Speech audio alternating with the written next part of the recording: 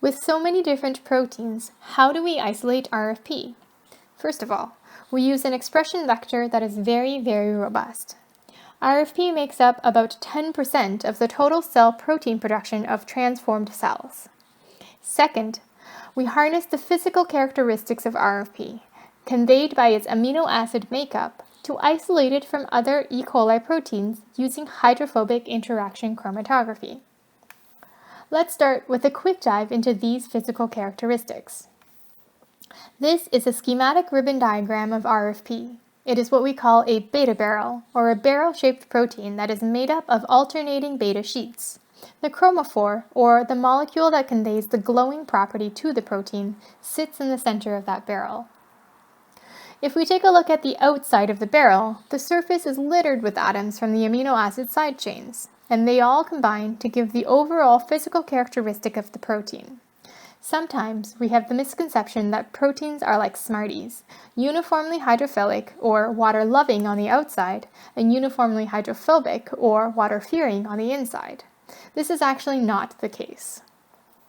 If we look at the surface of RFP according to its hydrophobic and hydrophilic areas, this is what we would see. The blue surface are hydrophilic or water-loving patches, whereas the green surface are the hydrophobic or water-fearing patches. In our case, we harness these hydrophobic or green regions on the surface of RFP to purify it using hydrophobic interaction chromatography. Let's start from the beginning of the process, with a pink culture of E. coli cells. We can follow where RFP is based on the color of the pellet or the supernatant. We will first spin the culture down to a cell pellet, resuspending the cells and lysing them, or cracking them open using a lysis buffer.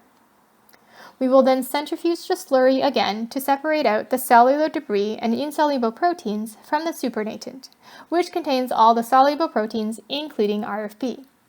Finally, we will load this mix of soluble proteins onto the hydrophobic interaction column. The column resin and E. coli supernatant containing RFP are initially placed in high salt conditions, which favors more hydrophobic proteins like RFP to bind to the column resin using the hydrophobic patches on the surface of the protein, and the more hydrophilic molecules to just flow straight through. In our case, this is achieved using a 2 molar concentration of ammonium sulfate. We then wash the column with a solution of lower salt concentration to remove moderately hydrophobic molecules from the column. Finally, the remaining proteins, including RFP, are released or eluted from the column resin using a solution containing very little salt.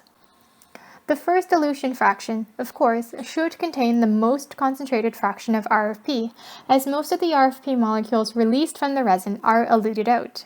Subsequent fractions should, as you can see, contain progressively less RFP.